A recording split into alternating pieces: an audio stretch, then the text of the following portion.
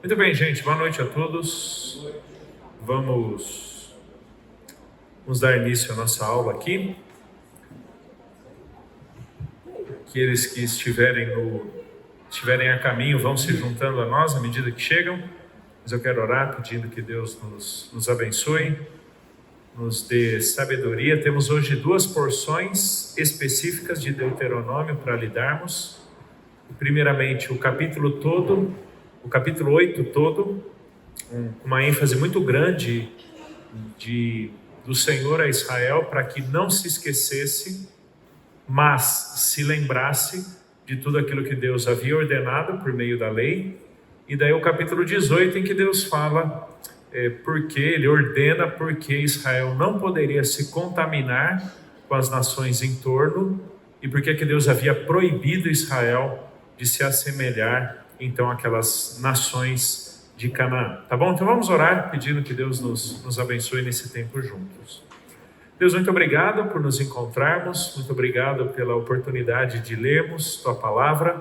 Pedimos sabedoria em todo esse exercício, com entendimento, com sabedoria e graça da parte do Senhor, pela instrumentalidade do Teu Espírito. Nos conduza, pois é em Cristo Jesus que oramos. Amém. Muito bem, abra sua Bíblia lá, ou me acompanhe aqui. Deuteronômio capítulo 8. É uma porção longa, mas eu quero ler todo o capítulo. Talvez seja um dos capítulos mais desafiadores, dada a sua riqueza temática, a sua riqueza terminológica de todo o livro de Deuteronômio, que fala muito sobre os propósitos de Deus com a lei e da repetição dessa lei para com Israel, tá bom? Então vamos lá, me acompanhem. Vocês podem seguir aqui comigo ou acompanhar aí no seu texto bíblico mesmo. Diz assim, Deuteronômio capítulo 8, eu lerei o capítulo todo, tá bom? Cuidareis de cumprir todos os mandamentos que hoje vos ordeno, para que vivais e vos multipliqueis e entreis e possuais a terra que o Senhor prometeu sob juramento a vossos pais.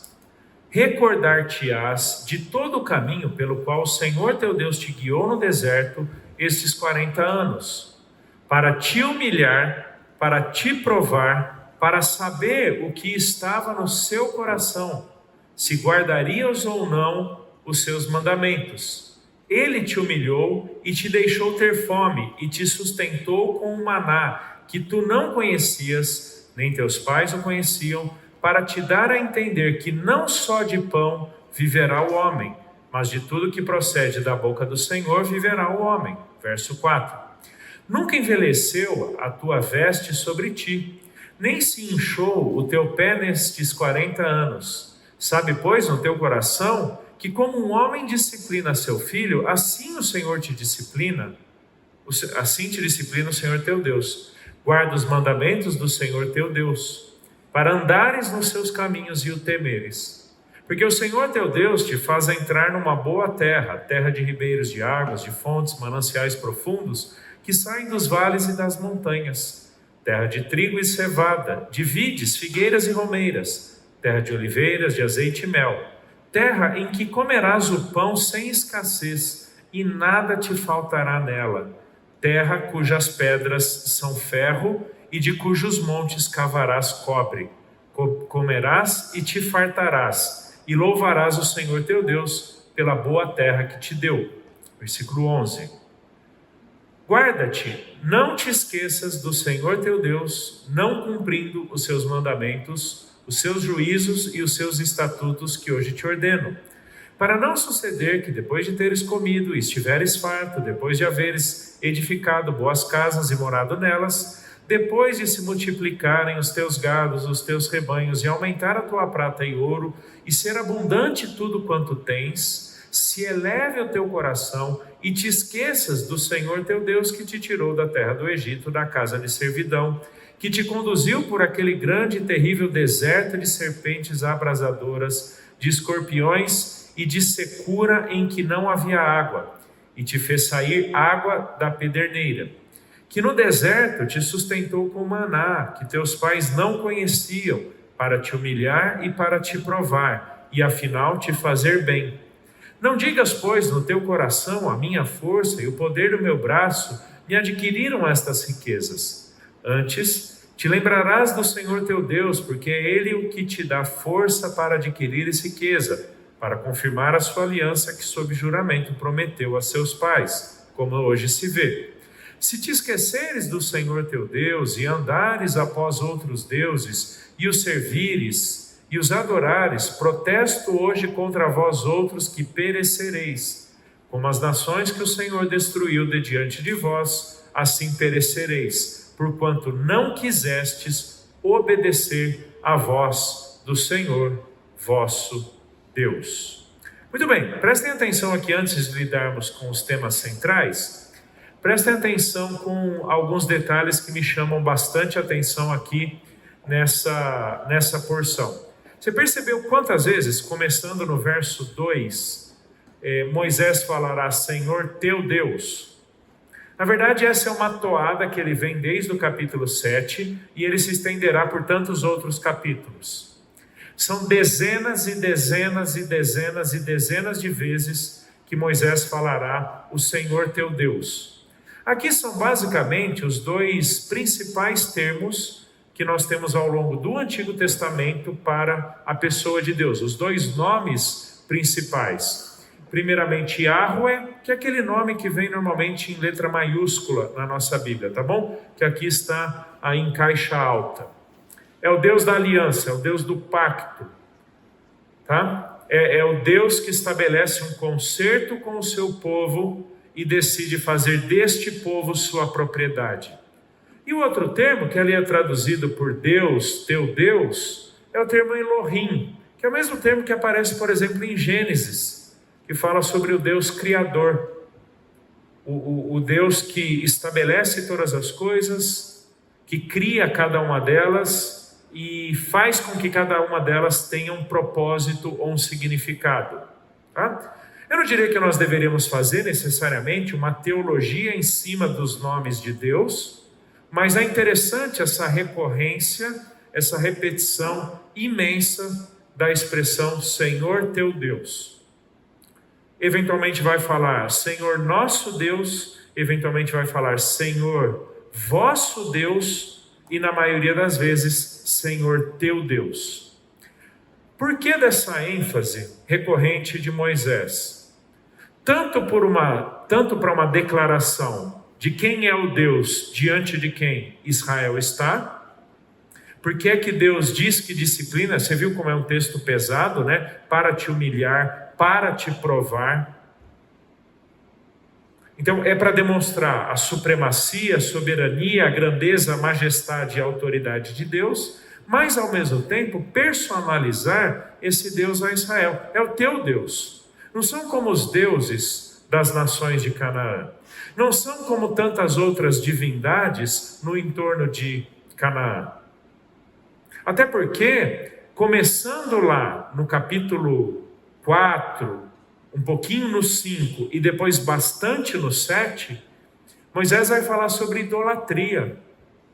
Um tema que perpassa o capítulo 4, capítulo 5 e capítulo 7 e que tem no meio o 6, em que Moisés diz, o Senhor teu Deus é o único Deus e só a este Senhor você pode amar, faz com que, então, Moisés diga o seguinte, vocês não podem adorar outros deuses, porque há um só Senhor que é o Deus de vocês, Yahweh. Esse Deus tem autoridade para fazer com vocês e de vocês o que ele bem entende. Por isso ele pode humilhar vocês no deserto. Por isso ele pode provar vocês no deserto. Mas vocês não estão na mesma posição que ele, de tal forma que possam prová-lo. E uma hora a gente vai chegar na tentação de Jesus, quando o diabo tenta Jesus e responde com Deuteronômio. Deuteronômio é a base das respostas de Jesus ali em Mateus capítulo 4. Então, Senhor teu Deus é tanto para demonstrar a soberania, a autoridade, a grandeza, a majestade desse Deus e a pessoalidade do relacionamento que esse Deus tem com Israel, por isso não pode cair em idolatria. Tá bom? Essa é a primeira observação que eu queria fazer com vocês. Segunda observação é a seguinte, preste atenção no versículo 2. Recordar-te-ás de todo o caminho pelo qual o Senhor teu Deus te guiou. Aí no meio, versículo 11, guarda-te, não te esqueças. Versículo 14, para que você não se eleve o teu coração e te esqueças do Senhor teu Deus. E então versículo 18, te lembrarás do Senhor teu Deus. E versículo 19, se te esqueceres do Senhor teu Deus. Nenhum capítulo de todo o livro de Deuteronômio usa tanto esse binômio, lembrar e esquecer, como Deuteronômio capítulo 8. E em termos de estrutura, prestem atenção nisso daqui. Em termos de estrutura, isso tem um propósito na teologia do livro e no todo aqui desse capítulo 8, que é a chamada estrutura quiástica ou quiásmica, depende da literatura, de composição desse capítulo 8. Antes de olhar para isso aqui, uma pausa. Lembra que Deuteronômio é composto numa base de sermões? Moisés está proferindo diversos sermões, discursos ao seu povo, sempre enfatizando as ordenanças, a aliança, os mandamentos do Senhor. Existe um tema que perpassa todo o livro de Deuteronômio, a aliança de Deus com o seu povo. E o capítulo 8 demonstra ser um capítulo central em todo o livro. Quando então Moisés estrutura o seu livro exatamente dessa forma. Esse é um recurso, ou também chamado de dispositivo literário do judaísmo, tá?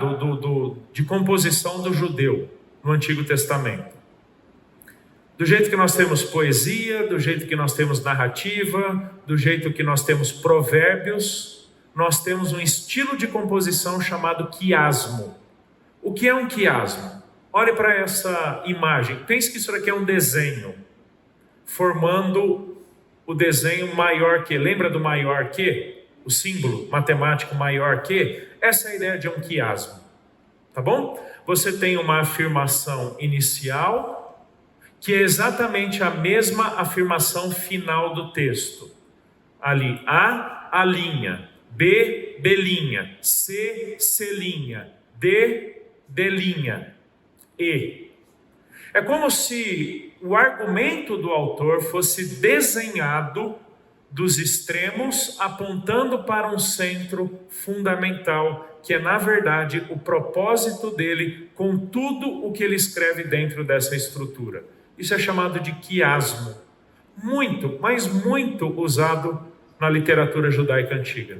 Até alguns textos de composição do Novo Testamento, da parte de autores judeus, tipo Mateus, tipo João e o próprio Paulo, muitas vezes seguem essa estrutura.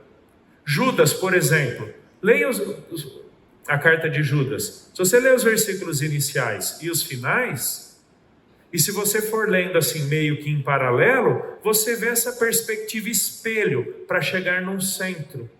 Tá bom? Isso é um estilo de composição do judeu. E isso daqui, essa estrutura nos ajuda a entender por que esse capítulo 8 é tão importante em todo o livro.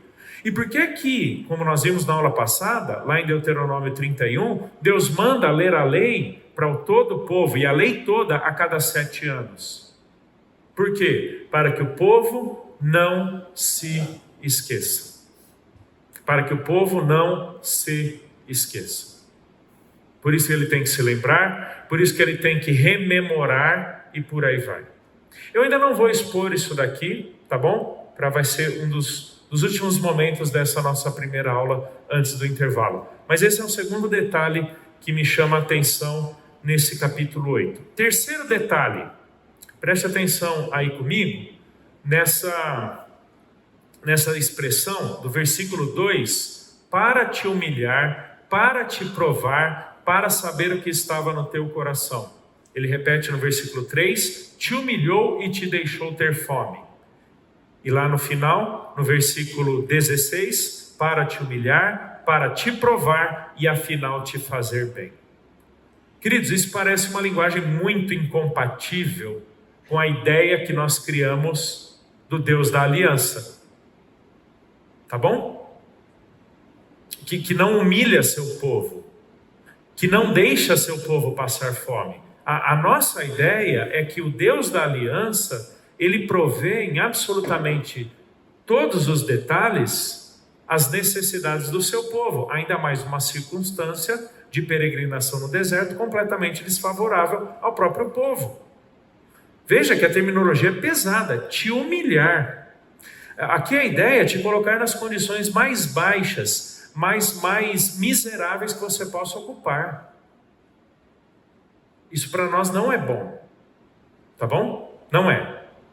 A ideia de humilhar algo ou alguém não é bom. A ideia de te provar, para nós também não é bom, ok? A nossa perspectiva, provação, é alguma coisa normalmente ruim, tá?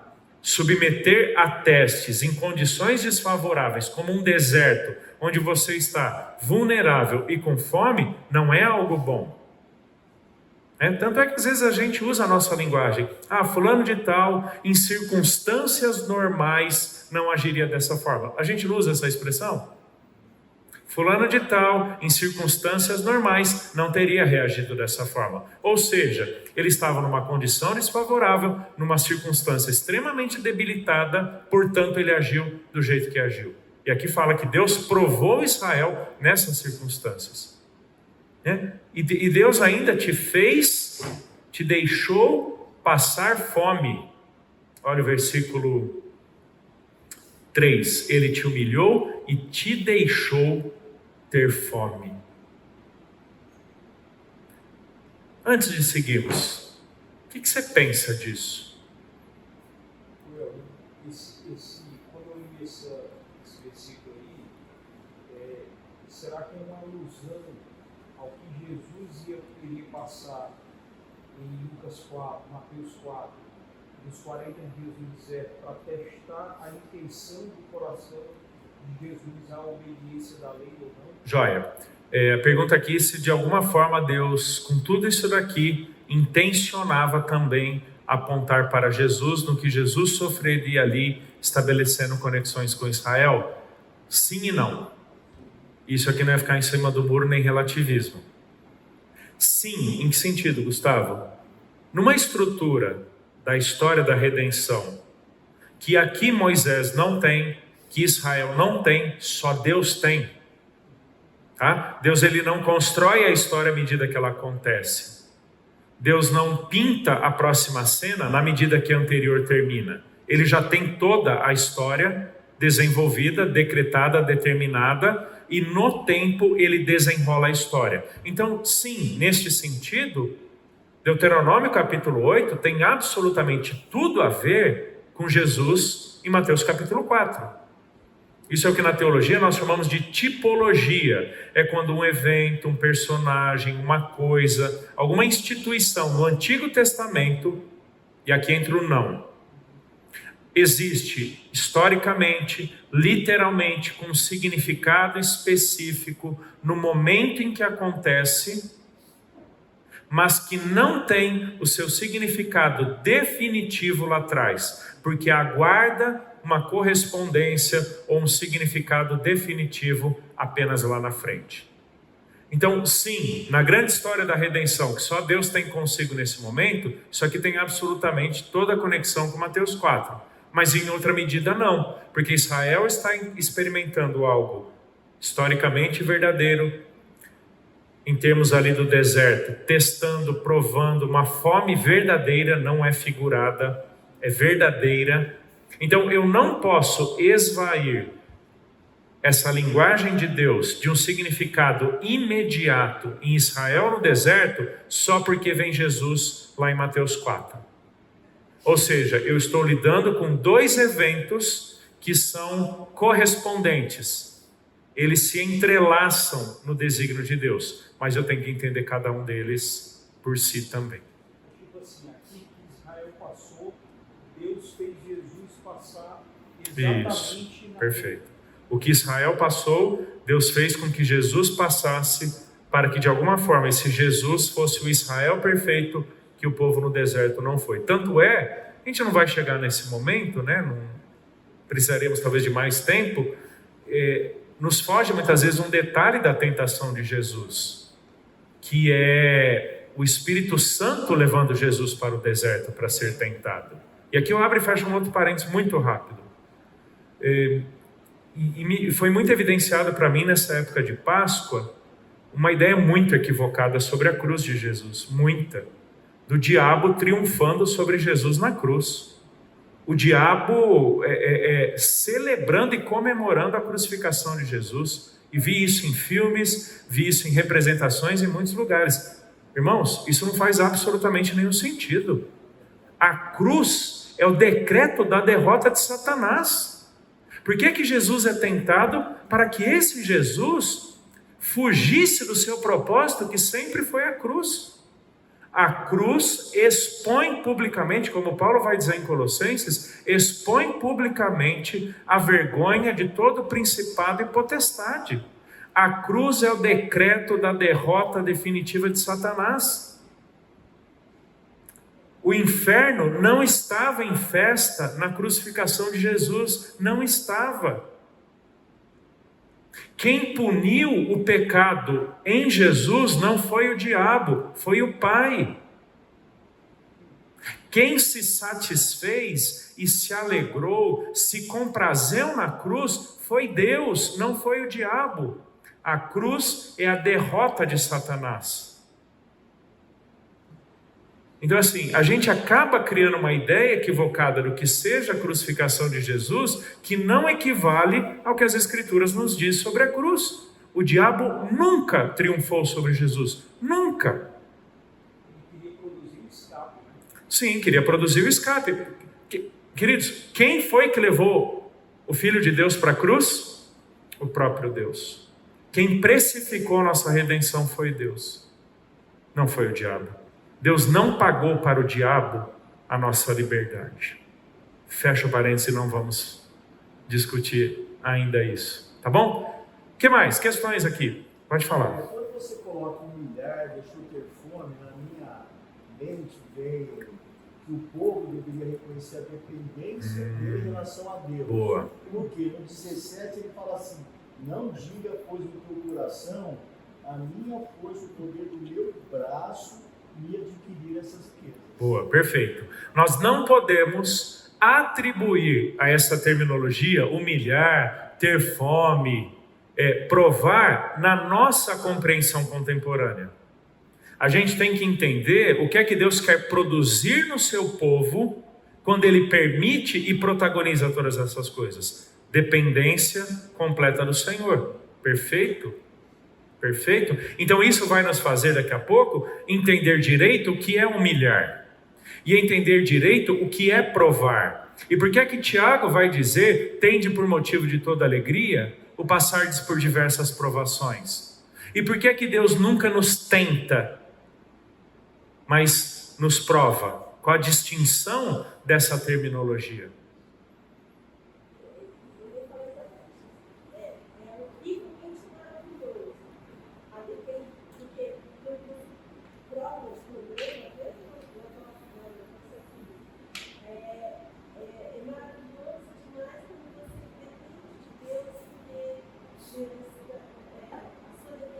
Perfeito. Perfeito. Eu vou citar literalmente porque a frase é bonita. É isso mesmo. É horrivelmente maravilhoso. É isso daí. É uma realidade horrível, mas que entendemos as maravilhas dela quando entendemos os propósitos de Deus por meio daquilo que Ele faz. Ok? Tudo bem? Alguma outra observação? Foco nessa referência então na aliança. Isso, o foco está na aliança. Porque se você se esquecer, tem implicações lá. Se você não se lembrar, vai ter implicações lá.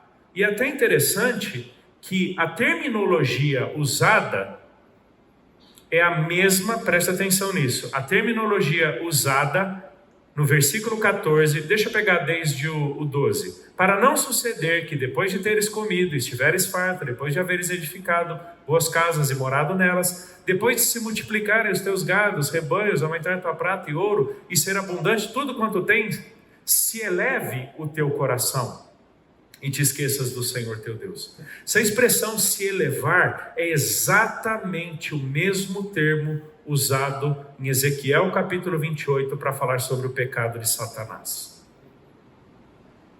Exatamente o mesmo termo.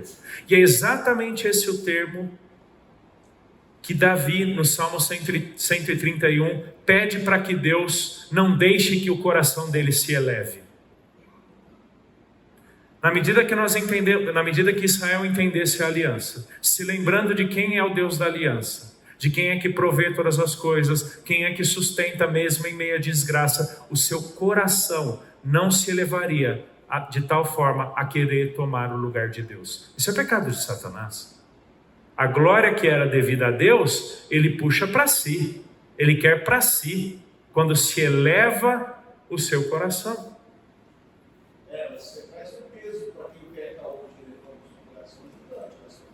É verdade, Almir, é isso daí. Por isso que eu concordo com aquele filme, a ideia básica do filme, porque isso é 1 João capítulo 2, o advogado do diabo, bem antigo, né? Quando ele fala, o orgulho é o meu pecado favorito. É isso aí. Eu defendo essa ideia, de que o orgulho é a raiz mais profunda de todo o pecado que cometemos. Porque em essência é dizermos que aquilo que Deus diz é inferior ao que eu penso. Portanto, eu faço o que eu penso. Que aquilo que Deus já planejou ou determinou para mim em Jesus, em algum momento é inferior a alguma vontade própria que eu tenha de encontrar satisfação em outra coisa que não o Senhor. Isso é orgulho. Isso é um coração elevado, né? Agora, queridos, prestem atenção. A gente está falando de idolatria em Deuteronômio do que? Poste ídolo, né? Totem esculpido na árvore, imagem de ouro e prata. E aí chega Deuteronômio capítulo 8 e diz o quê? Cuidado para não se elevar o seu coração. É o que Jeremias vai chamar de ídolos do coração.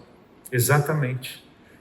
Às vezes o povo estava achando que a idolatria estava nos objetos diante dos quais se curvavam, quando na verdade poderia estar dentro dos seus próprios corações, enxergando-se a parte de Deus. Entendeu o porquê? Não te esqueças e te lembres? Cardinho, mas não é só isso. Do jeito que você colocou, mexe até na forma que a gente ora, que a gente pede perdão do pecado. Eu estou no mesmo nível de Satanás. Quando eu coloco o meu ídolo interior. Ok, entendi. Reforça a importância do Espírito Santo estar nos protegendo e estar nos deixando fora. Perfeito. É uma ideia pesada mesmo, Almir. Não é difícil. Assim, eu não diria que estamos no mesmo nível de Satanás, mas veja que podemos ter práticas parecidas às de Satanás. É por isso que Jesus fala para Pedro, arreda de mim, Satanás. Entendeu? Pedro não está possuído pelo diabo, o Judas foi. João capítulo 13 e 14. Judas foi, Pedro não. Mas a mentalidade, a linguagem e comportamento de Pedro se assemelhava ao de Satanás. Tentar livrar Jesus da cruz, que foi o mesmo que o diabo fez na tentação. Mesmo, olha, se você se curvar prostrado diante de mim, eu te dou todos os reinos do mundo. Você não precisa passar pela cruz. Porque lembra que o último inimigo a ser vencido é a morte, quando então Deus colocará todas as coisas por debaixo do estrado dos pés de Jesus e lhe entregará os reinos e domínio do mundo. O que Satanás está dizendo para Jesus? Eu te dou agora. Você não precisa passar pela cruz. Quando Pedro diz para Jesus, Senhor, nada disso vai te acontecer, ele está tendo a mesma mentalidade, a mesma ideia do diabo. Nós não podemos, Almir, ser possuídos, ser dominados ou governados pelo diabo, mas nós podemos ter uma mentalidade que se parece com a dele, quando nós nos orgulhamos, quando se eleva o nosso coração. Por isso que Deus tem uma cruzada contra os arrogantes na Bíblia. Deus tem uma cruzada. Por isso que ele faz Nabucodonosor pastar igual animal. E sabe o que é interessante? O texto usa a mesma palavrinha de Deuteronômio 8, a mesma palavrinha de Ezequiel 28. O coração de Nabucodonosor se elevou. Só para a gente ver como o orgulho, irmãos, é extremamente pesado diante de Deus.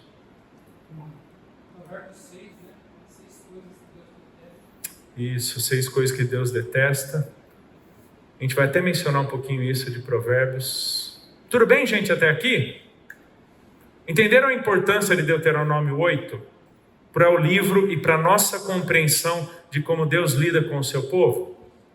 Tá joia? Então, muito bem, vamos voltar a alguns detalhes aqui importantes para nós, tá? Olha o versículo 1. Cuidareis de cumprir todos os mandamentos. Versículo 2. Versículo 2. Se guardarias ou não os seus mandamentos. Versículo 6. Guarda os mandamentos do Senhor teu Deus. Versículo 11. Não te esqueças do Senhor teu Deus, não cumprindo os seus mandamentos. Ok? Muito bem. Preste atenção nessa ênfase do cumprir, do praticar. Qual é a preocupação de Deus com o se lembrar ou não esquecer? Não é simplesmente um exercício intelectual de puxar na memória alguma informação que eu tenho. Isso não faz sentido para o judeu, tá? A mentalidade grega ocidental diz que um conhecimento, ele é alguma coisa mais de informação que eu guardo na memória e eu lanço mão quando eu preciso. Para nós, isso é conhecimento. Tanto é que os nossos sistemas educacionais e de avaliação são predominantemente cognitivos, pelo menos até uma geração atrás. As coisas estão mudando, mas não era assim?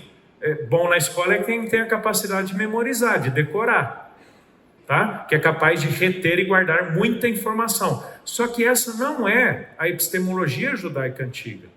Os processos cognitivos do judaísmo ou do judeu antigo não é simplesmente guardar informação na cabeça, mas é você ter a habilidade ou capacidade de atualizar a informação, ou seja, converter em atitude, converter em prática. É algo tão fundamental para a sua vida, em que toda a sua vida é definida por este algo. Por isso você não pode se esquecer, por isso que você tem que lembrar, por isso que você tem que conhecer. Porque esse algo que você sabe determina as suas atitudes. Você é transformado, você é avaliado por seu conhecimento empírico, vivencial e prático, efetivado nas suas atitudes. Daí que vem a sabedoria, perfeito, perfeito. E se nós olharmos 2 versos em Provérbios, Almir, Provérbios 1:7 e Provérbios 9:10, que falam do temor do Senhor como princípio da sabedoria, em ambos os textos, eles falam sobre conhecimento. Em ambos. Sabedoria, conhecimento em prática. Porque para o judeu não faz sentido um simples domínio de informação. Veja o choque que foi para o fariseu, para o saduceu, escutar de Jesus: errais não conhecendo as Escrituras nem o poder de Deus. Eles tinham declarado a Torá, eles tinham memorizado todo o livro da lei, e Jesus diz para eles o quê? Vocês erram, porque vocês não conhecem as Escrituras nem o poder de Deus. Vocês fizeram da lei simplesmente um objeto do seu conhecimento estritamente cognitivo, mas isso não interfere as suas práticas, isso não muda as suas atitudes. Interessante o período de Juízes, lembra?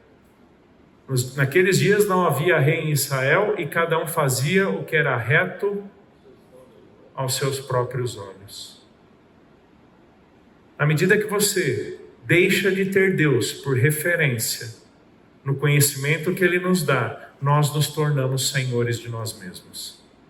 Então, na medida que Israel praticasse, veja aí o que diz, e é bem explícito isso, Veja o que diz no versículo 11: guarda-te, não te esqueças do Senhor teu Deus, não cumprindo os seus mandamentos. Qual a melhor forma de Israel não se esquecer de Deus? Praticando os seus mandamentos. Alguma conexão com Jesus? Por exemplo, João 14, 21, quando ele diz: aquele que tem os meus mandamentos e os guarda, este é o que me ama. Aquele que tem os meus mandamentos e os guarda. Pessoal, mesma terminologia de Deuteronômio. Este é o que me ama. A prática da palavra de Deus não determina o nosso amor por Deus, mas o nosso amor a Deus é evidenciado pela nossa prática da palavra de Deus. Ou seja, o incrédulo, praticando a Bíblia, muitas vezes, não ama a Deus. Porque só é possível amarmos a Deus por meio de Cristo Jesus. Nós o amamos porque Ele nos amou primeiro por meio de Cristo. Tá bom? O incrédulo pode praticar a Bíblia todos os dias e nem por isso será aceito diante de Deus. Porque a sua aceitação, desde Israel, lá atrás, circuncisão do coração, que é um dos temas, acho que da próxima aula, semana que vem, Deuteronômio 10 e Deuteronômio 30, até lá na frente, com o coração convertido ao Senhor. Tá? Ninguém é aceito por Deus ou amado por Deus por praticar a palavra de Deus. Mas pessoas que amam a Deus e são amadas por Ele, praticam a sua palavra. Ou seja, evidenciamos o nosso temor a Deus, evidenciamos nosso amor a Deus pela prática da sua palavra. É isso que Jesus quer dizer com pelos frutos os conhecereis. É isso. Os frutos evidenciam a qualidade da árvore. Se não está frutificando, a árvore está morta ou é podre. Mas Jesus diz que Ele é a videira e que nós somos os ramos. Logo, a videira tem toda a vida nela. Alguém questiona da qualidade da videira que é Jesus? Alguém questiona a vida da videira que é Jesus? Não. Logo, seus discípulos necessariamente o quê? Frutificarão. É isso que Deus quer incutir no seu povo. Vocês têm que praticar, porque praticando, vocês demonstram o Deus a quem vocês pertencem. Vocês não vão se esquecer de mim na medida que vocês praticarem. Mas você percebeu aqui também a ênfase no coração, né? Porque também no tempo de Isaías, a turma pratica, mas com um coração completamente distante do Senhor. Por isso, coração e mente para o judeu caminham de lado a lado. Não são duas coisas distintas. Não é como o grego, que define que a mente é o intelecto, o coração é o sentimento. Para o judeu não tem essa distinção. Então, esse é um texto que exorta o povo a cumprir os mandamentos do Senhor. E eu volto aqui à estrutura quiástica. Você não se esquecerá do Senhor na medida que você praticar os seus mandamentos. Tá? E daí termina no versículo 19 e 20, não se esqueça. Questões sobre o cumprir, praticar, relação dos mandamentos de Deus com o nosso amor por Deus. Questões?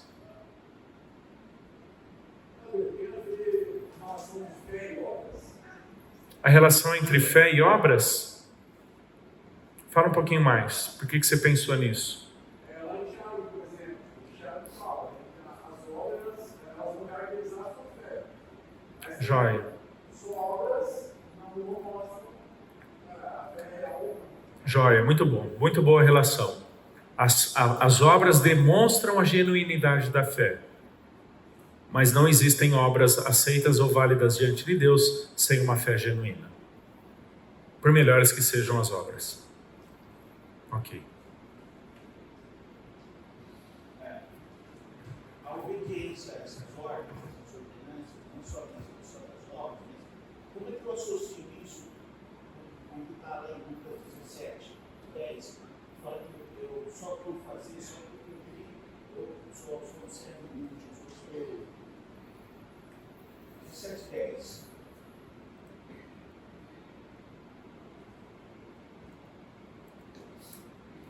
Lucas 17, 10. Deixa eu pegar desde do 7 aqui. Qual de vós, tendo um servo ocupado na lavoura, em guardar o gado, lhe dirá quando ele voltar do campo, vem já e põe-te à mesa? E que antes não lhe diga, prepara-me a ceia, cinge-te e serve-me, enquanto eu como e bebo, depois comerás tu e beberás? Porventura terá de agradecer ao servo, porque este lhe fez o que lhe havia ordenado? Assim também vós, depois de haverdes feito quanto vos foi ordenado, dizei, somos servos inúteis, porque não fizemos porque fizemos apenas o que devíamos fazer. É interessante que aqui, na cultura judaica antiga, o Almir, o servo, ele não tem dignidade própria. E o termo aqui, inúteis, significa indigno. Ele não está dizendo inútil no sentido de que não fez nada válido, mas ele está dizendo, você não tem dignidade própria, porque a sua dignidade está em cumprir as ordens do seu Senhor, que é quem atribui dignidade para você. E eu só seguir as ordens. Isso. Fazer, eu seria inútil. Isso é muito bom, porque na medida que você cumpre ordens, você demonstra que você não tem dignidade própria, porque a sua submissão demonstra o reconhecimento que você tem da dignidade de quem dá ordens para você. Isso significa ser servo e senhor na Bíblia. Assim, a gente tem uma visão equivocada desse texto, né? Tipo meio penitência, né? Eu não presto. Não, essa não é a ideia. O termo aqui significa indigno. Por que indigno? Porque não tem dignidade própria, porque a sua dignidade é derivada da do seu Senhor. Na medida que eu obedeço o meu Senhor, eu demonstro a autoridade dele, que é quem é digno. Às vezes a gente pensa que Deus faz com a gente igual às vezes a gente faz com os nossos filhos. Você não fez mais do que deveria. Não é isso que Deus está dizendo. Não é isso que Jesus está falando. Ele está dizendo o seguinte, na medida que o servo cumpre o que o Senhor lhe disse, ele demonstra que não tem dignidade própria, porque a dignidade está no seu Senhor. Ou seja, cada vez que eu me submeto a Deus, eu demonstro a dignidade de Deus. Porque se eu tenho dignidade própria, eu não me submeto a Deus. Porque quem sou eu para me rebaixar ao ponto de Deus? Isso significa humildade. Humildade não é no sentido pejorativo, negativo, de um indivíduo desgraçado, miserável. Não, é aquele que não tem direito próprio. Porque o seu direito está no cumprir as ordens do seu Senhor. É isso daí. É isso que significa... somos servos indignos. Indignos por quê? Porque a dignidade está no Senhor que nos ordenou.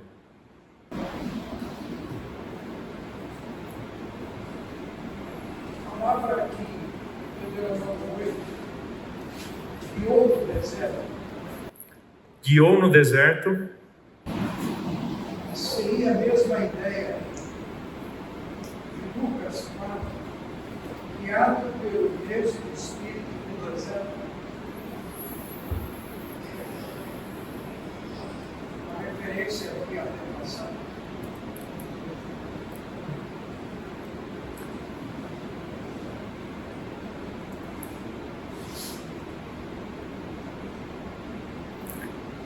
Assim, tanto Mateus quanto Lucas estão em grego, né? Talvez eu teria que pegar a Septuaginta, mas não mudaria muito não. Não sei se tem relação, viu? Eu acho que é mais a ideia dos... Assim, para mim a ênfase... Assim, se é a mesma palavra ou não, acho que não muda, né? Na tipologia há uma conexão. Não por causa de uso de um mesmo termo, até porque Lucas e Mateus estão em grego para a gente, né? Talvez teremos que fazer um estudo mais pela versão grega do Antigo Testamento. Do guiar? Guiado pelo Espírito no deserto. Deus não coloca desse modo.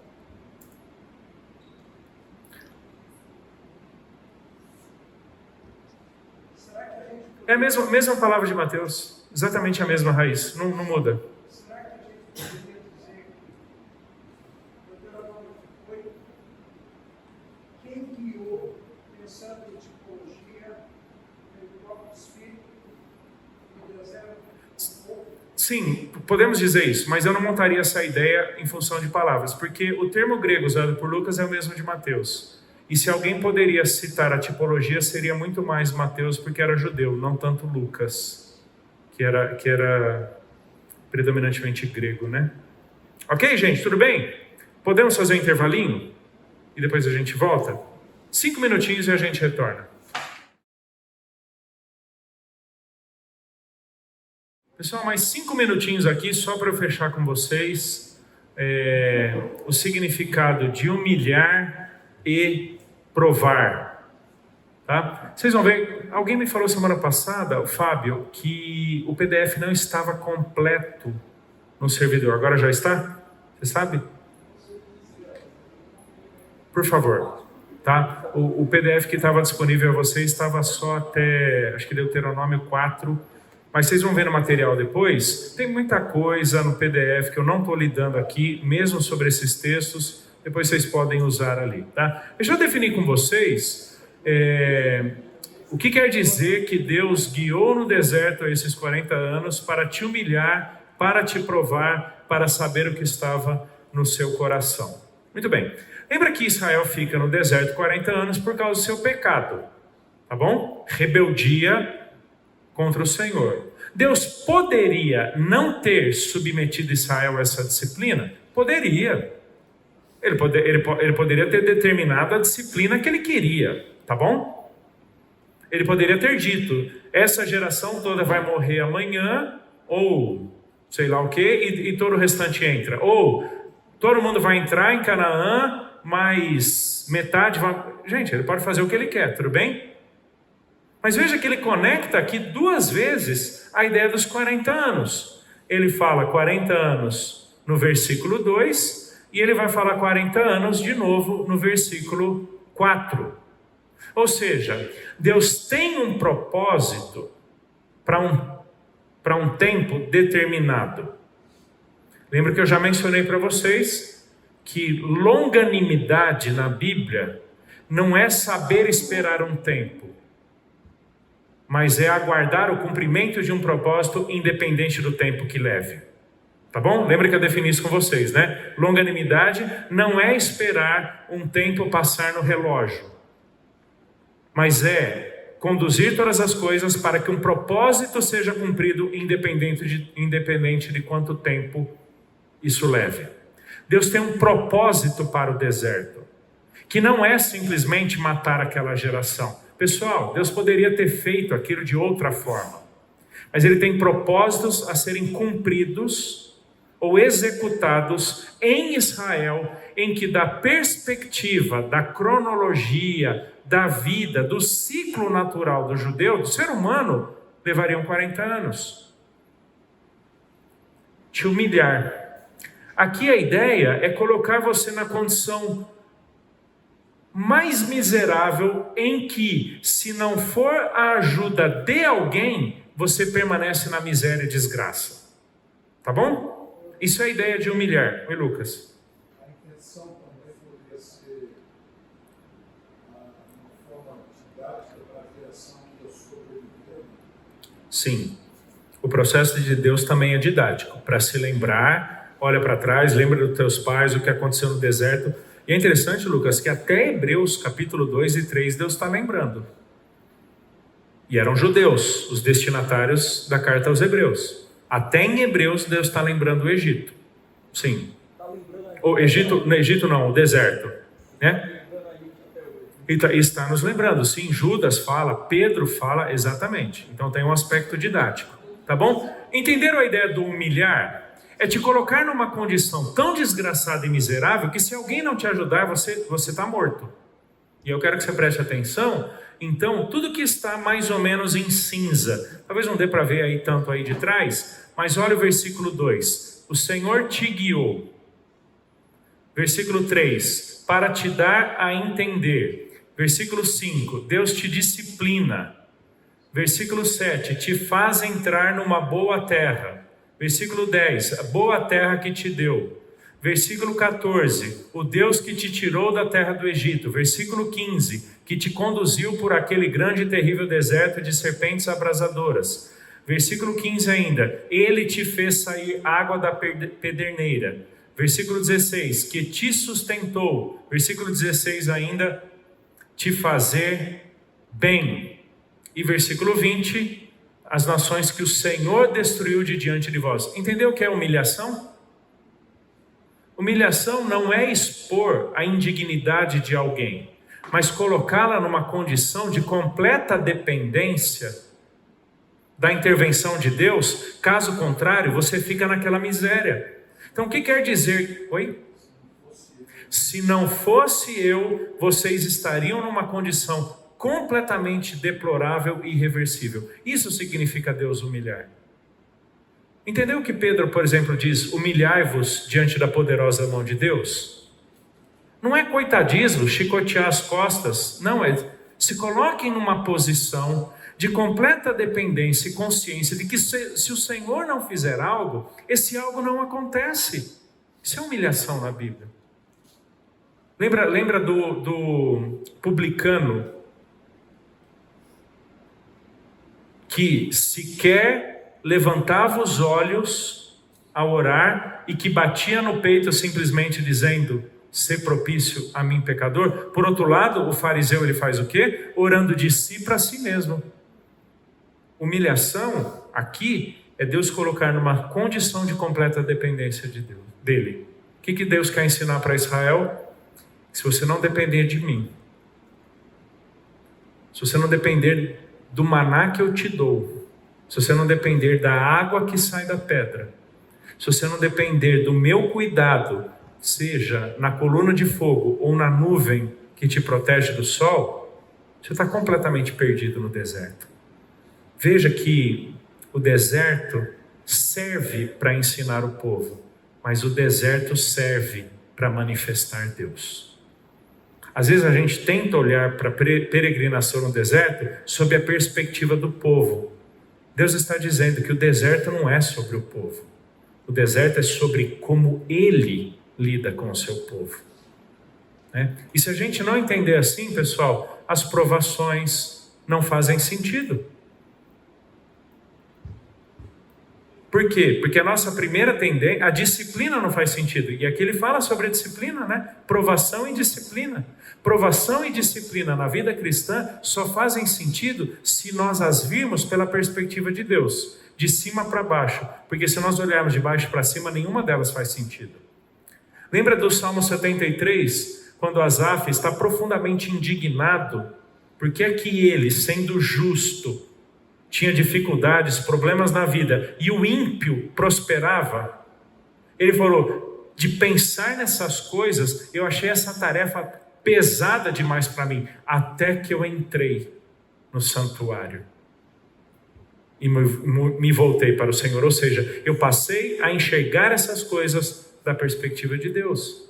O deserto, queridos, nos conta a história do povo no deserto, mas nos fala como Deus lidou com o seu povo no deserto.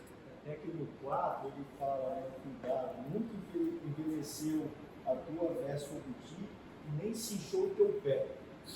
Exatamente. Cuidado que ele tem os detalhes. Exatamente. Da comida, à água, da roupa do corpo, à sandália nos pés. Exatamente. Interessante, né? Ele fala que a roupa nunca envelheceu.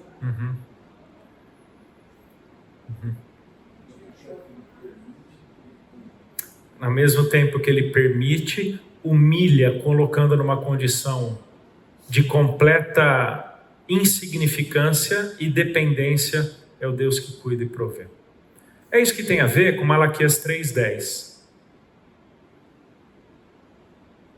Quando ele fala sobre trazer os dízimos à casa do Senhor. Provem-me. Me ponham à prova. Não é isso que Malaquias 3:10 diz? Me ponham à prova. O que quer dizer por Deus à prova? Veja se tudo aquilo que eu disse que eu faria para vocês, diante da fidelidade de vocês à aliança, se eu não vou cumprir. Por que Deus não pode ser tentado, mas algumas vezes ele fala para o seu povo prová-lo? Porque tentar significa induzir ao pecado. Provar é pedir uma resposta compatível com o seu caráter. Deus não pode pecar, tanto quanto ele não pode não cumprir a parte dele na aliança. Provai-me significa: cumpram a parte de vocês, e vocês vão ver se eu não vou cumprir a minha. Me provem. Só que como é que o povo provaria a Deus? Fazendo a parte dele, levando o sustento até a casa do Senhor. Então não é provar Deus no vazio. Acordar de manhã, se o Senhor está comigo, então, eu já escutei uma dessa. Se eu passar em 7 semáforos verdes na sequência, então Deus... É sério, eu escutei uma dessa. Se eu passar 7 semáforos verdes, Deus então quer que eu faça isso. Pessoal, isso não tem nada a ver. Eu fico até torcendo para fechar um deles. Passa acima do limite e quer que Deus abençoe, né? É certo eu sintetizar o que você falou como sendo uma estrutura adequada de oração, por exemplo, onde eu reconheço quem Deus é, eu me humilho, né, e faço as minhas petições de acordo com as promessas dele. Muito bom, Almir. Não é exatamente isso que o Pai Nosso nos diz? O Pai Nosso nos fala exatamente sobre isso, né? Pai Nosso que estás no céu, santificado seja o teu nome. Eu reconheço quem Ele é. Seja feita a tua vontade na terra, como é no céu. Ou seja, ninguém questiona que os céus expressam a vontade de Deus. Mas é um baita desafio nós praticarmos ela na terra. Dê-nos o pão de cada dia, né? Por que não o de amanhã, ou da semana que vem, ou do ano todo? Para nós aprendermos a descansar no Senhor e na sua provisão diariamente. Por isso basta cada dia seu próprio mal. Gente, isso aqui não tem nada a ver com não planejar, não tem nada a ver com não prover para o futuro. Não é isso. Porque a boa administração dos recursos quanto ao nosso futuro demonstra a habilidade no gerenciamento das coisas que Deus tem me dado a cada dia, tá? Tipo José ali no Egito, né? Me parece que a oração do Pai Nosso não deveria ser mencionado ou recitado por nós como um mantra, mas é um baita modelo de oração, no em que consiste a nossa postura de oração diante do Senhor. Exatamente. O que mais, gente? Deuteronômio capítulo 8. Tudo bem? Posso encerrar? E aí nós vamos para o 18? Deixa eu mudar aqui.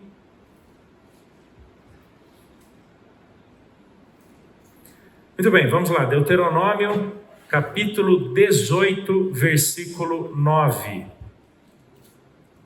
São apenas 5 versos, uma leitura bem rápida. Me acompanhe aí. Deuteronômio, capítulo 18, versículo 9. Quando entrares na terra que o Senhor teu Deus te der, não aprenderás a fazer conforme as abominações daqueles povos. Não se achará entre ti quem faça passar pelo fogo seu filho ou a sua filha, nem adivinhador, nem prognosticador, nem algoreiro, nem feiticeiro, nem encantador, nem necromante, nem mágico, nem quem consulte os mortos. Pois todo aquele que faz tal coisa é abominação ao Senhor. E por estas abominações o Senhor teu Deus os lança diante de ti. Perfeito serás para com o Senhor teu Deus, porque estas nações que hás de possuir ouvem os prognosticadores e os adivinhadores, porém a ti o Senhor teu Deus não permitiu tal coisa. Isso daqui preenche um pouquinho para nós daquela ordem de Deus em Deuteronômio capítulo 7, do herém, que conversamos na aula passada, tá bom? Do extermínio completo daquelas 7 nações. Essas nações praticam todas essas coisas, mas o Senhor, teu Deus, proibiu que vocês pratiquem tais coisas. Tá? Como eu quero lidar aqui com esse texto com vocês? Primeiramente, a partir daquele verbo aprender. Lembra que nós lidamos com ele semana passada? Ser tão habituado com algo, tão envolvido naturalmente com algo, que esse algo te define. É algo intrínseco a você? É algo que você pratica naturalmente? Lembra que ensino-aprendizado é predominantemente vivencial, fruto de familiaridade na cultura judaica antiga. Ou seja, que vocês não se acostumem com essas coisas, de tal forma que vocês sejam definidos por elas. Tá bom? Não façam isso. Isso é natural dessas 7 nações dentro de Canaã, mas isso é estranho a vocês. Isso está completamente fora da prática de vocês. Um outro ponto que eu quero pegar aqui é o significado de abominação. Você já deve ter lido esse termo em vários textos. Quero que você preste atenção nisso daqui, porque nos ajuda a entender o que é que Deus chama de abominação. Presta atenção. Homossexualidade e outras perversões de natureza sexual, idolatria, sacrifício humano, comer animais ritualmente impuros, sacrificar animais defeituosos, conduzir os negócios de forma desonesta. Lembra que balança enganosa é abominação ao Senhor? Às vezes a gente acha que abominação é somente macumbaria, né? Pagelança ali de Canaã, ou depravação sexual. Não. Conduzir os negócios de forma desonesta é perverso ao Senhor. Praticar prostituição ritual ou ritualística, né? A chamada prostituição cultual, que é o que em Corinto tinha muito, que era a depravação que Israel praticou muito ali no período dos juízes, tá? E atos semelhantes de desobediência que trariam a ira de Deus. Alguém mencionou Provérbios 6, né? Que traz uma lista de abominações, aquilo que é abominação ao Senhor. Embora Deuteronômio capítulo 18 lide principalmente com abominação de natureza mística, religiosa, ao longo de Deuteronômio e do Antigo Testamento, Deus cresce essa lista de abominações. Agora a pergunta é a seguinte: por que Deus proíbe tudo isso? Isso tomaria o coração do povo?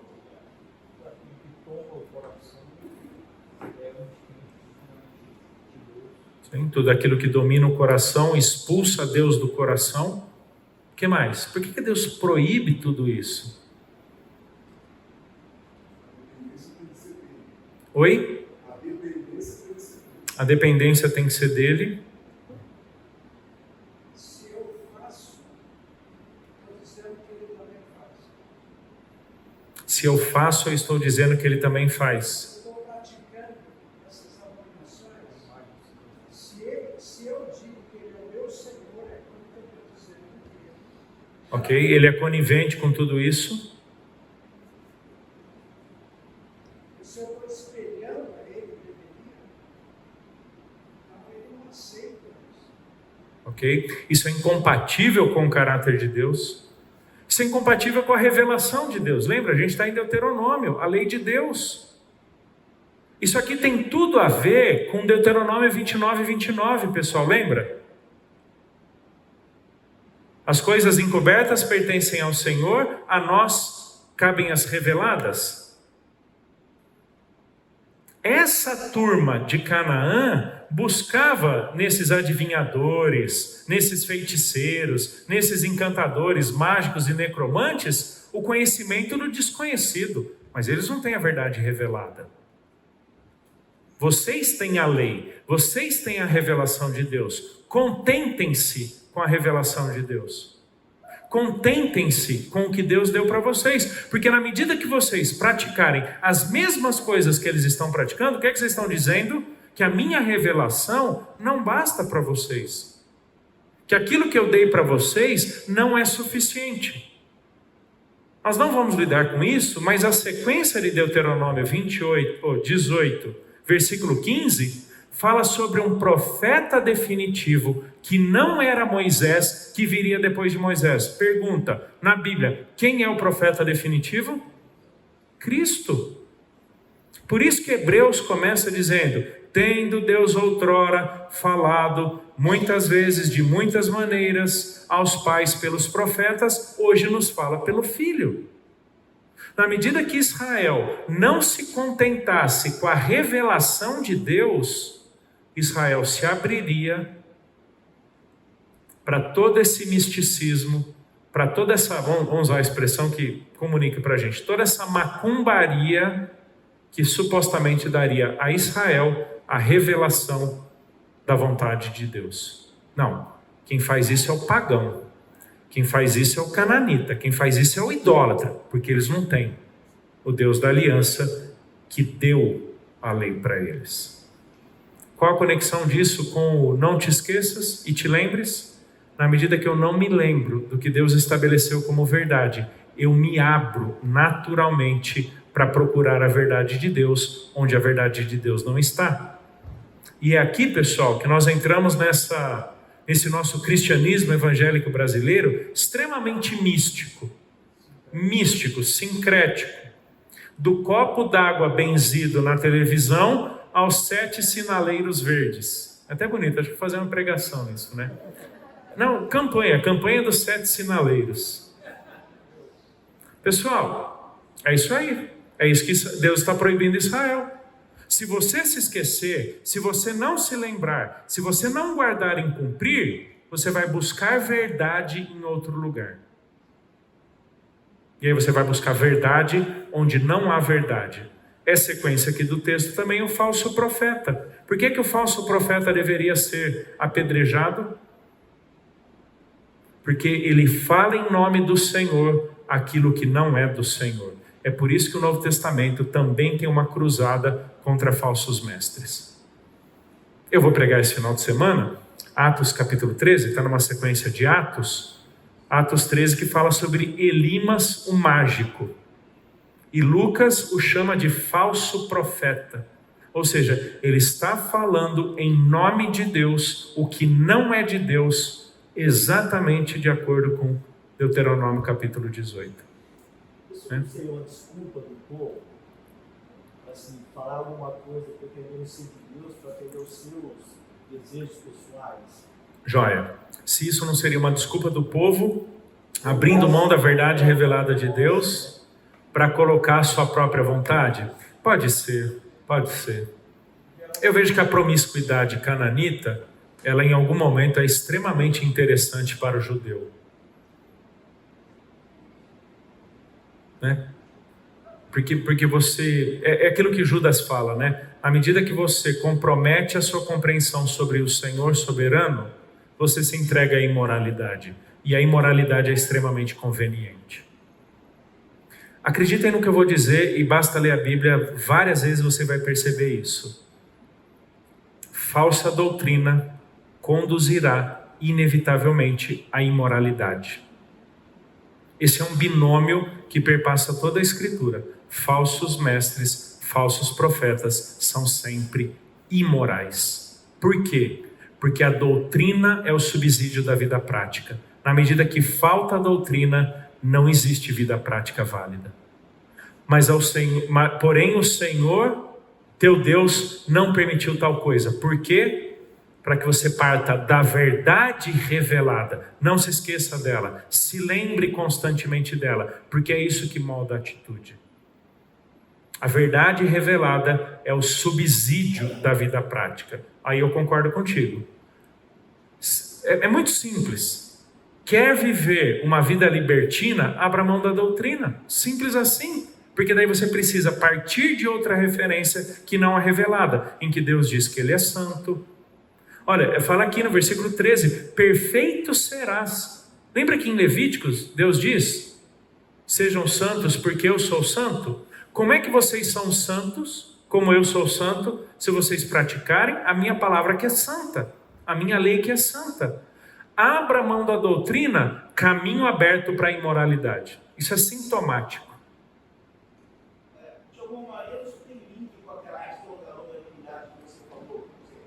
O ser natural busca a imediatez das coisas, portanto, Perfeito. Tem conexão, sim.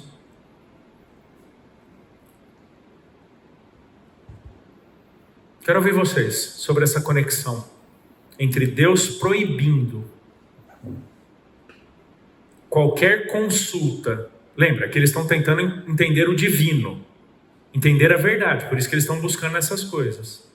A conexão disso com imoralidade, perversão, depravação e tudo mais. Queria ouvir vocês um pouquinho.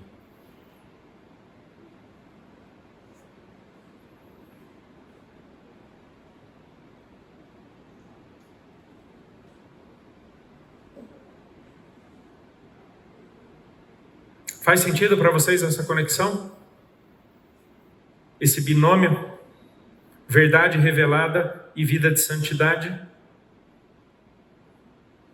Doutrina e piedade. Oi? Romanos 1, muito bom, muito bom. Abriram mão do conhecimento de Deus, detendo a verdade de Deus em mentira, detendo a verdade de Deus em práticas sexuais e morais, por isso Deus os entregou a práticas reprováveis. Excelente lembrança, Romanos capítulo 1.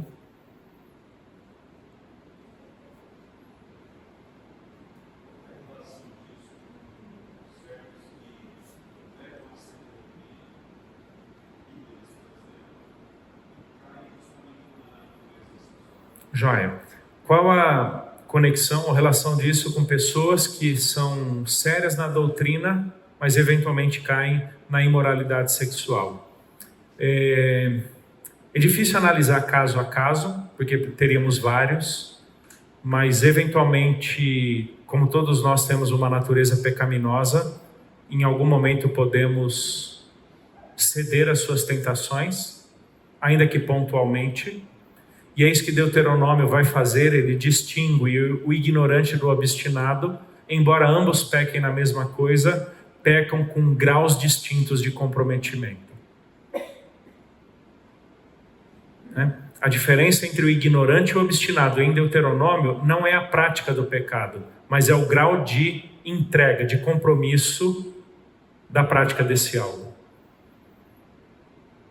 Então tem pessoas que não abrem mão da doutrina e pecam, mas são muito prontas no arrependimento, na disposição da disciplina de Deus que Deuteronômio 8 fala.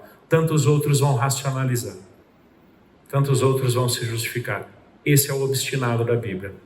É o dura cerviz, né?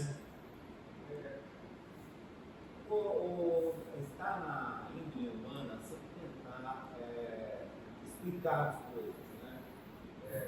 Com a nossa inteligência, a gente tenta desvendar quem é Deus. Se a gente desvendasse através da inteligência, não seria Deus, né? Na realidade, a gente acaba criando um Deus próprio, né? Ok. Sim.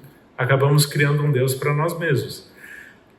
Como não existe vida no vácuo, abra mão da verdade revelada e você precisa estabelecer uma outra verdade da qual você parta. Pode ser a sua própria, pode ser a do cananeu, mas no vazio você não fica. É isso aí. Quando você fala com pessoas sérias, isso não é um problema, uma autossuficiência. Eu sou tão sério com Deus, eu sou incorruptível, eu sou inabalável. Ok, o comentário é o seguinte: essas pessoas sérias com Deus, sérias com a doutrina, que eventualmente caem, não pode ser a demonstração de uma autossuficiência ou uma confiança própria muito grande, com certeza. Por isso Deuteronômio 8. Para que você não diga que o teu braço forte que foi que te conquistou todas essas coisas, mas é o Senhor teu Deus quem te dá. Eu até costumo dizer, Lucas, que em alguma medida, todos nós, quanto mais conhecemos a palavra de Deus, em momentos que pecamos ou queremos pecar, temos uma certa amnésia. Decidimos abrir mão do conhecimento que temos da verdade de Deus sobre aquilo, a favor da nossa própria ideia sobre aquilo. Essa é uma luta que a gente tem, tá bom? Essa é uma luta que a gente tem. Decidimos temporariamente suspender o que acreditamos sobre mentira, sobre ira, sobre generosidade e tantas outras coisas. Estou ampliando aqui a ideia do pecado, não só a imoralidade sexual. A gente decide temporariamente. É uma amnésia conveniente. Por isso que fala, lembre-te, guarde em lembrar, não te esqueças. Faz sentido para você o que, por exemplo, o Salmo 1:2 diz? Antes, na sua lei, medita dia e noite, ou guardo no coração a tua palavra para não pecar contra ti? Porque na medida que eu me esqueço, não meditando, não guardando no coração da palavra, eu vou buscar em outra fonte de verdade os fundamentos da minha vida. Tá bom? Eu vou buscar em outra fonte de verdade. Isso é Deuteronômio 18, gente. Nunca fui numa cartomante, nunca fui numa... Como chama aquelas mulheres leitoras de mão lá? Cigana. Nunca fui.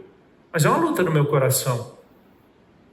Todos os dias, diante do pecado, decidir levar adiante o conhecimento que eu tenho da palavra de Deus sobre aquilo e, portanto, resistir ao pecado, ou abstrair temporariamente esse conhecimento a favor da conveniência, da minha vontade, do meu prazer, por aí vai. Essa é uma luta constante. Por isso que a gente memoriza as Escrituras. Não porque ela é um amuleto que me livra do pecado, mas ela é a base da qual eu parto para lutar contra o pecado.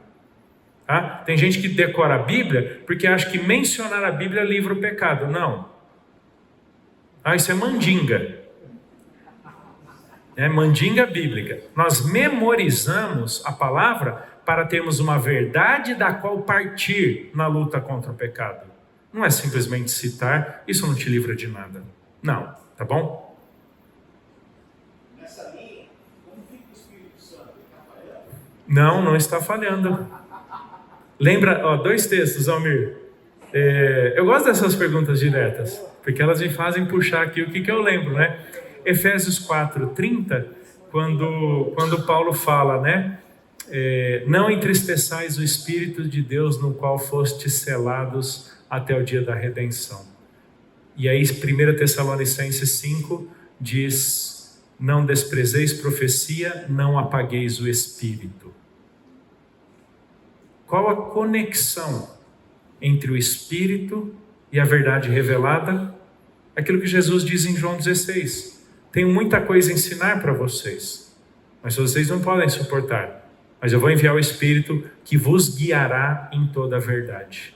O Espírito não está falhando. Ele não está falhando. Eu comparo o seguinte, né? Apagar o Espírito é como lepra, hanseníase. A lepra não é ausência de dor, é a insensibilidade a ela. Deveria estar doendo, mas você não está sentindo, mas teu corpo está machucando. O Espírito está gritando, mas eu estou com os ouvidos surdos à palavra de Deus. Mas a hora que ele grita para arrebentar, não tem tímpano que suporte. Aí vai com a mente cauterizada? Não. Aí dá para a gente dar um caminho, dar um pano para manga bem grande, né? Aí dá para a gente discutir muita coisa. Eu creio que Deus nunca deixará que os seus se percam e morram em pecado. O Espírito, em momento oportuno, dobrará quem ele tem que dobrar, trazendo de volta. Filipenses, Efésios, Colossenses. Então, talvez temporariamente, por isso que eu usei várias vezes, uma amnésia temporária. Eu temporariamente suspendo. Eu não consigo acreditar no definitivamente. Não consigo. Tudo bem, gente? Podemos orar, daí a gente encerra? Deus, obrigado pelo tempo juntos. Nos ajude, a Deus, a nunca nos esquecermos da Tua palavra, a sempre nos lembrarmos da aliança que o Senhor tem conosco por meio de Cristo, para que, partindo desta verdade, toda a nossa prática, todos os nossos relacionamentos, toda a nossa moralidade sejam expressões da nossa submissão ao Senhor e à Sua palavra. Nos ajude, a Deus, a lutar contra o pecado, não por termos capacidade e força em nós mesmos, mas porque temos de quem partir, que é a Tua palavra e a nossa nova vida em Jesus. Nos ajude, Deus, nos dando ainda uma boa noite, uma boa semana. Amém.